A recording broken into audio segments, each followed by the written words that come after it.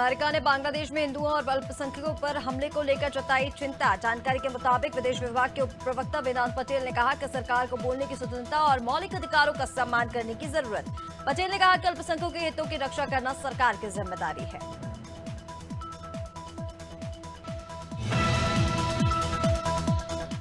प्रदेश के मुख्यमंत्री डॉक्टर मोहन यादव बालाघाट जिले के दौरे पर रहे, जहां सीएम डॉक्टर यादव ने नगर में आयोजित विभिन्न कार्यक्रमों में शिरकत की। साथ ही नक्सल प्रभावित क्षेत्रों में सघन अभियान को लेकर कलेक्टर और पुलिस अधिकारियों से चर्चा की। उन्होंने कहा कि नक्सल गतिविधियों के नियंत्रण में जीरो टॉलरेंस नीति का पालन किया जाए।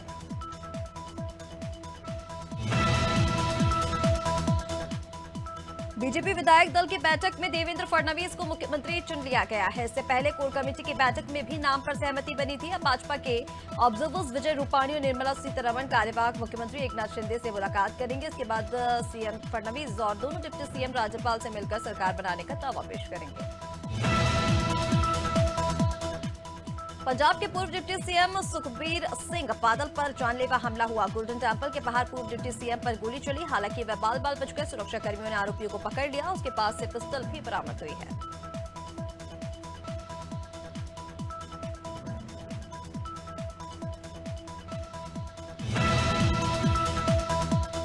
सुप्रीम कोर्ट के चीफ जस्टिस संजीव खन्ना ने मुख्य चुनाव आयुक्त और चुनाव आयुक्त की नियुक्ति से जुड़े मामले की सुनवाई से खुद को अलग कर लिया। मामले की सुनवाई 6 जनवरी से शुरू होगी और इसके लिए नई बेंच का गठन किया जाएगा।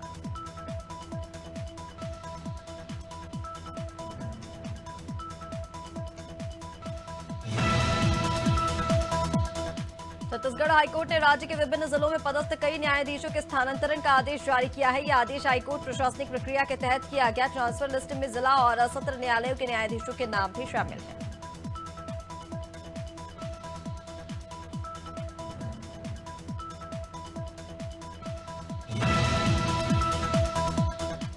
नेपानगर में सड़क किनारे पेड़ पर लटका युवक का शव मिलने से सनसनी फैल गई। घटना की जानकारी लगते ही मौके पर ग्रामीणों की भीड़ एकत्रित हो गई। इधर सूचना के बाद पुलिस ने मौके पर पहुंचकर शव को पेड़ से नीचे उतारा, जिसकी पहचान ग्राम अंबाड़ा निवासी के रूप में हुई है। बताया जा रहा है कि परिजन कल रात से युवक को तलाश रहे थे। फिलहाल पुलिस मामले की जांच में जुट गई है।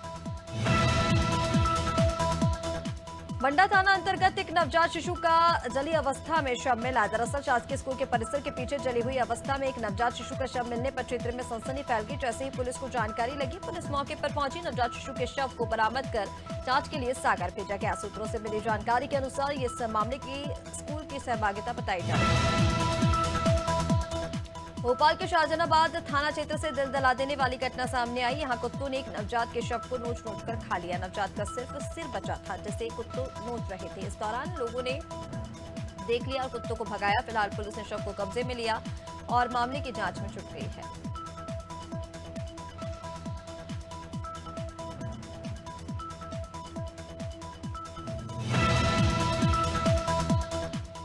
बरेली में एक विभत्स हत्याकांड ने सनसनी फैला दी है। मामला फतेहगंज पूर्वी का है, जहां एक युवती का रेप कर हत्या की आशंका जताई जा रही है। पुलिस का कहना है कि युवती के चेहरे पर चाकू से कई बार वार किए गए, जिससे उसकी पहचान मुश्किल हो गई है। फॉरेंसिक जांच के बाद ही पूरा मामला साफ हो सकेगा।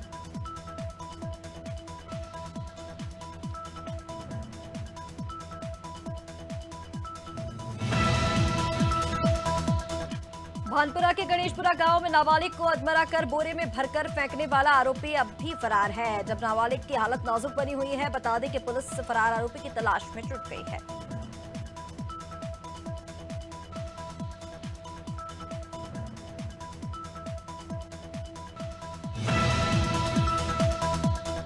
लखनऊ के विकासनगर में 29 नवंबर को इंस्पेक्टर की बेटी से पर्स लूटने वाले 2 बदमाशों को पुलिस ने मुठभेड़ के दौरान गिरफ्तार किया, जिसके बाद पुलिस दोनों आरोपियों को माल बरामद करने के लिए एक स्थान पर ले गई थी, जहां उन्होंने पुलिस पर फायरिंग की। जवाबी कार्रवाई में दोनों बदमाशों ने सरेंडर कर दिया है।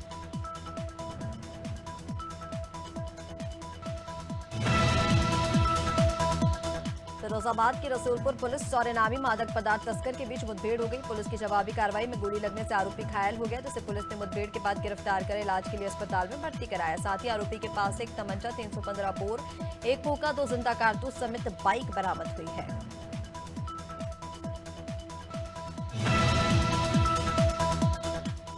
शिवपुरी पुलिस को लूट के मामले में बड़ी सफलता मिली है। पुलिस ने 24 घंटे के अंदर लूट की वारदात को अंजाम देने वाले दोनों आरोपियों को गिरफ्तार किया और आरोपियों से आईफोन 2.5 लाख की कीमत की सोने की चेन और चाकू बरामद किया है। आरोपियों ने कार से जा रहे पीयूष गोस्वामी और उसके दोस्त राहुल परिहार से चाकू की नोक पर लूटपाट की थी।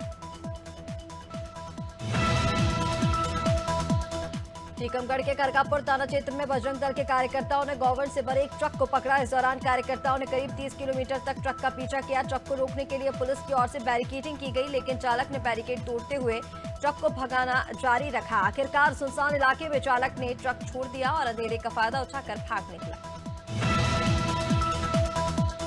छत्तीसगढ़ में लगातार धान खरीदी चल रही है और इसी बीच पड़ोसी राज्यों से अवैध रूप से धान लाकर सीमावर्ती क्षेत्रों में खपाने की कोशिश की जा रही है, जिसके मद्देनजर खैरागढ़ जिले के सीमावर्ती क्षेत्रों में चेक पोस्ट बनाकर प्रशासन के जरिए निगरानी रखी जा रही है। इसी क्रम में गांव भांजी डोंगरी के चेक पोस्ट पर देर रात प्रशासनिक टीम ने अवैध धान को पकड़ा है। कोरबा में अहिरण नदी का सीना चीरकर अवैध रेत भंडारण के खेल धड़ल्ले से जारी है। अनादि टीवी ने अवैध रेत भंडारण का मुद्दा प्रमुखता से उठाया था, जिस पर जिला खनिज विभाग ने संज्ञान लिया और आज खनिज विभाग की टीम ने ग्राम जेंजरा में दबिश दी। इस दौरान मौके पर 350 ट्रैक्टर से ज्यादा बालू रेत का भंडारण पाया गया, तो इसके लिए रेत भंडारण करने वाले अवैध दल को 3 दिन के भीतर। महासमुंद के अजूडा धाम स्थित घटेश्वरी मंदिर में बीती रात चोरी की घटना ने सनसनी फैला दी। चोरों ने मंदिर की दान पेटी से लाखों रुपए सोने चांदी की ज्वेलरी चुरा ली और फरार हो गए। ये मामला सरायपाली थाना क्षेत्र का है। चोर 5 ताले तोड़कर मंदिर के अंदर घुसे। चोरी के बाद दान पेटी को मंदिर से बाहर खेत में फेंक दिया गया। पुलिस ने आरोपियों की तलाश शुरू कर दी है।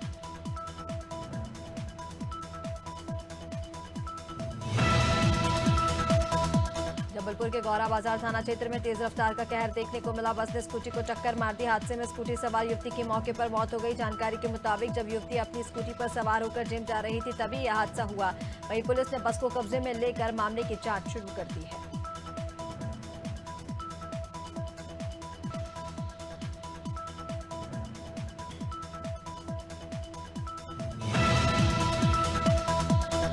रायसेन शहर के महामाया चौक में एक तेज रफ्तार ओवरलोड ट्रक पलटकर 2 दुकानों पर गिर पड़ा। इस हादसे में ट्रक ड्राइवर क्लीनर गंभीर रूप से घायल हो गए। दोनों घायलों का अस्पताल में इलाज जारी है। तो वहीं ट्रक की टक्कर से अग्रवाल वस्त्रालय और नाज बूट हाउस को लाखों रुपए का नुकसान हुआ। घटना में इन दोनों दुकानों के साथ एक चाय की दुकान भी चपेट में आ गई।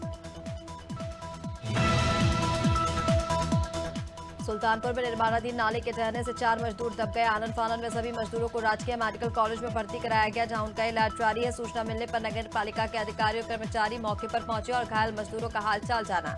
वहीं डॉक्टर यशराम ने बताया कि 2 मजदूरों के पैर में काफी चोटें आई हैं।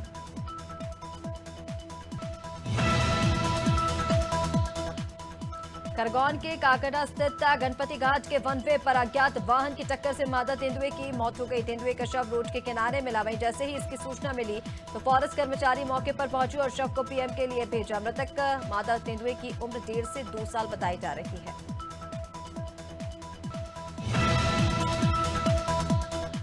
अशोकनगर में वन विभाग की टीम ने ग्राम मामौन के कुएं में से एक मगरमच्छ का रेस्क्यू कर उसे सुरक्षित निकाला, जिसे प्राकृतिक आवास जंगल स्थित नसीर घाटी के इस नदी में छोड़ दिया गया। ग्रामीणों ने बताया कि 2-3 दिन पहले कुएं में मगरमच्छ देखा था। स्थिति साफ न हो पाने की वजह से पहले किसी को सूचना नहीं दी गई थी। वहीं लखनऊ में स्वास्थ्य विभाग की लापरवाही सामने आई है। बता दें कि केजीएमयू और लोहिया अस्पताल में स्वास्थ्य मंत्री के आदेश की अवहेलना की जा रही है, जहां मरीजों का इलाज करवाने आए अटेंडर जमीन पर सोते नजर आए।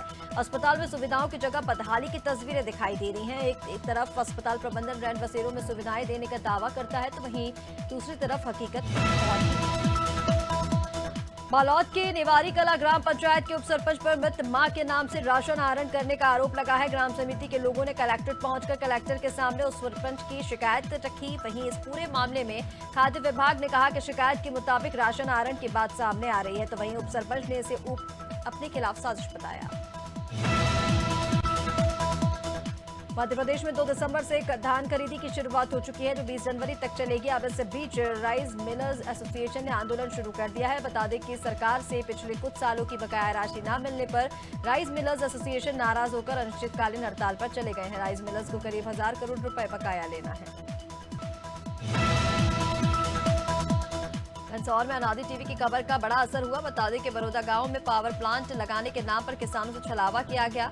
एसईडब्ल्यू thermal private limited company Hyderabad के जरिए किसानों की 350 एकड़ बेशकीमती जमीनों को लेकर दूसरी प्राइवेट कंपनी को बेच दिया गया। वहीं अब जिला कलेक्टर ने इस मामले में संज्ञान लेते हुए स्थगन आदेश जारी किया है। खबर गोरखपुर से, जहां ग्राम सभा पकड़ियार के निवासी जनार्दन रूदल और लालमती ने उपजिलाधिकारी चोरी चोरा प्रशांत वर्मा को प्रार्थना पत्र देकर आरोप लगाया कि उनके मकान के सामने स्थित आबादी भूमि पर गांव के ही कुछ सर्कस मनबड़ और दबंग लोग कब्जा किए हैं। इस मामले में उपजिलाधिकारी प्रशांत वर्मा ने कहा कि जांच के बाद उचित कार्रवाई की जाएगी। काशीपुर में सड़कों पर घूम रहे आवारा पशुओं के लिए नगर निगम ने एक बड़ी पहल शुरू की है। नगर आयुक्त विवेक राय ने ऐलान किया है कि आवारा पशुओं की समस्या से निपटने के लिए गौशाला का निर्माण किया जाएगा। इस गौशाला के लिए राज्य सरकार से 3 एकड़ जमीन भी मिल चुकी है और इसके निर्माण के लिए 4 करोड़ 59 लाख रुपए की डीपीआर तैयार की गई है।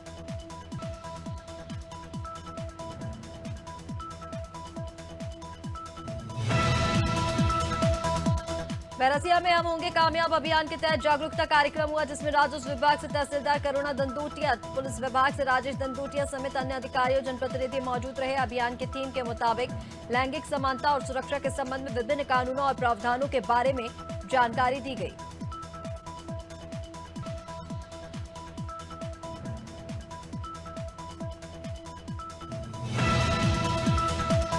शुजालपुर के गांव चापड़िया में मां जगत जननी जगदम्बा की जोत जलाई गई। बता दें कि गांव में कई सालों से अम्बे मां की जोत जलाने की परंपरा चली आ रही है। जोत जलाने के साथ साथ गांव में भजन संध्या का आयोजन होता है, जिसमें कई प्रसिद्ध कलाकार अपनी प्रस्तुति देते हैं। ये जोत पावागढ़ माता गुजरात से लाई गई थी।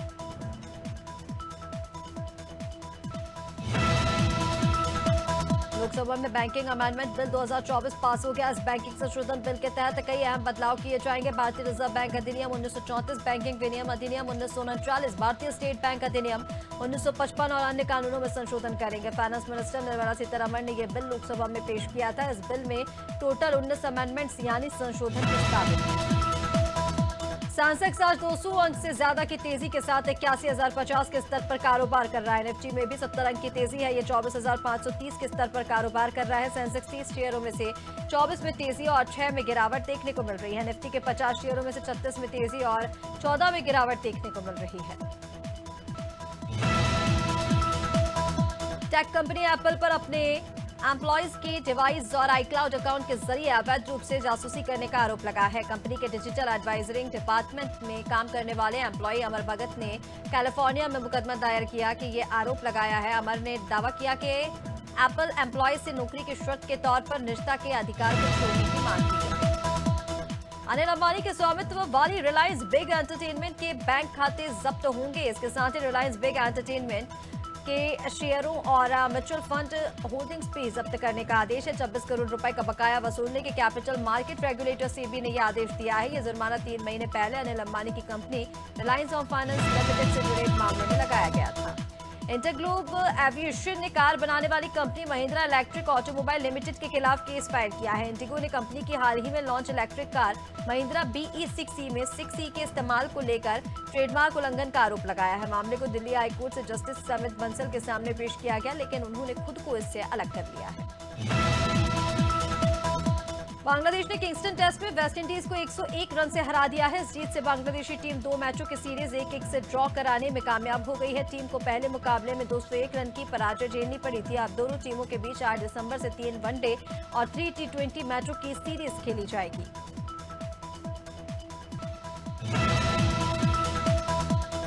इंग्लैंड ने क्राइस्टचर्च में खेले जा रहे पहले टेस्ट में न्यूजीलैंड को 8 विकेट से हरा दिया है। चौथे दिन इंग्लिश टीम ने 104 रनों के टारगेट को 2 विकेट नुकसान कर महज 12 ओवर में ही रन बना लिए। इसके साथ ही इंग्लैंड ने सबसे कम ओवरों में टेस्ट क्रिकेट में 100 से ज्यादा रनों के टारगेट को चेंज कर वर्ल्ड रिकॉर्ड भी अपना नाम किया।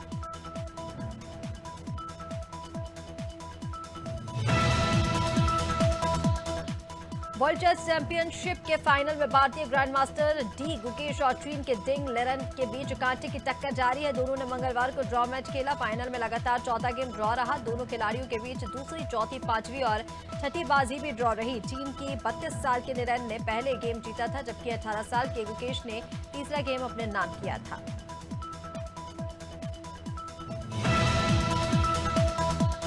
2 बार की ओलंपिक पदक विजेता बैडमिंटन प्लेयर पीवी सिंधु 22 दिसंबर को राजस्थान में डेस्टिनेशन वेडिंग करेंगे। उनके पिता पीवी रमन्ना ने बताया कि उदयपुर में होने वाली शादी में सिर्फ परिवार के लोग मौजूद रहेंगे। इसके बाद 24 दिसंबर को हैदराबाद में रिसेप्शन का आयोजन किया गया है। उनकी शादी वैकेंट दत्ता साई से होगी। टीवी एक्ट्रेस श्रद्धा आर्या ट्विंस बच्चों की मां बनी हैं। ऐसी बात की जानकारी उन्होंने खुद सोशल मीडिया पर दी। एक पोस्ट शेयर करते हुए एक्ट्रेस ने लिखा कि भगवान ने उन्हें और उनके पिता को नहीं बल्कि ट्विंस बच्चों के माता पिता बनाया है। श्रद्धा आर्या ने 29 नवंबर को ट्विंस बच्चों को जन्म दिया है।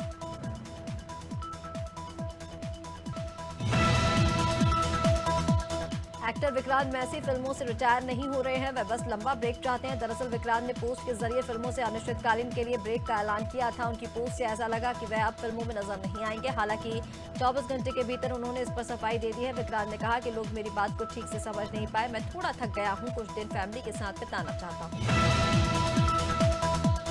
प्रिंस नरूला और युविका चौधरी हाल ही में माता पिता बने हैं, लेकिन दोनों के बीच अब सोशल मीडिया पर जुबानी जंग शुरू हो गई है। प्रिंस का आरोप है कि युविका ने उनसे बेबी के जन्म की बात छुपाई थी। वहीं युविका ने एक ब्लॉग में कहा था कि प्रिंस को पहले ही इसकी जानकारी थी। इस बीच अब प्रिंस ने सोशल मीडिया पर एक पोस्ट शेयर किया और कहा, कुछ लोग ब्लॉग्स में झूठ बोल रहे हैं, सच बन जाते हैं। एक्ट्रेस और अमेरिकी फैशन मॉडल नरगिस फाखरी की बहन आलिया फाखरी पर डबल मर्डर के आरोप लगे हैं। आलिया को न्यूयॉर्क से अपनी एक्स बॉयफ्रेंड और उसकी दोस्त को जलाकर मारने का आरोप गिरफ्तार किया गया है। इसी बीच खबरें हैं कि नरगिस बीते 20 सालों से आलिया के संपर्क में ही नहीं थी।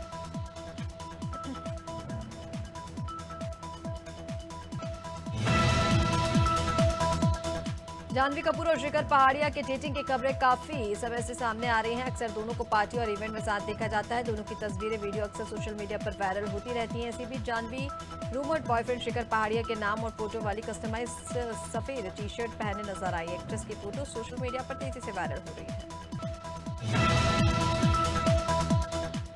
छत्तीसगढ़ के दक्षिण बस्तर में भूकंप आया है। यहाँ बुधवार की सुबह दंतेवाड़ा, सुकमा, बीजापुर जिले में भूकंप के तेज झटके महसूस किए गए। इतना ही नहीं, छत्तीसगढ़ तेलंगाना बॉर्डर पर भी भूकंप के झटके महसूस हुए। दहशत में आए लोग अपने अपने घरों से बाहर निकल गए। स्थानीय लोगों ने बताया कि पहली बार है जब दक्षिण बस्तर से भूकंप के झटके महसूस हुए हैं। ऐसे में यहाँ लोगों में दहशत का माहौल है।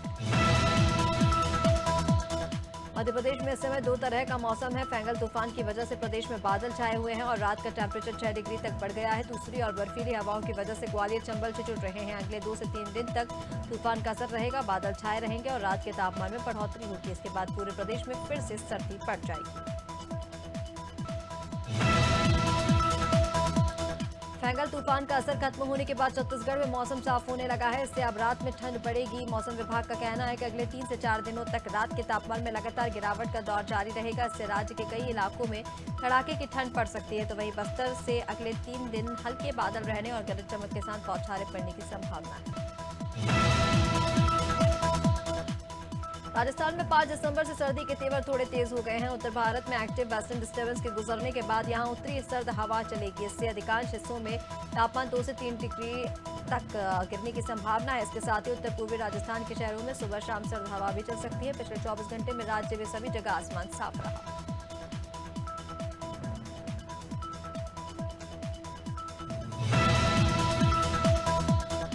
और झारखंड में चक्रवाती तूफान फेंगल का असर पूरी तरह खत्म हो चुका है। पूरे राज्य में सुबह सुबह कुहासा धुंध रहती है, लेकिन दिन चढ़ते ही आसमान साफ हो जाता है। ऐसे में अब कल से मौसम की और ठंडे होने की आसार है। मौसम विभाग ने कहा है कि कल से न्यूनतम तापमान में 5 डिग्री सेल्सियस तक की गिरावट आ सकती है।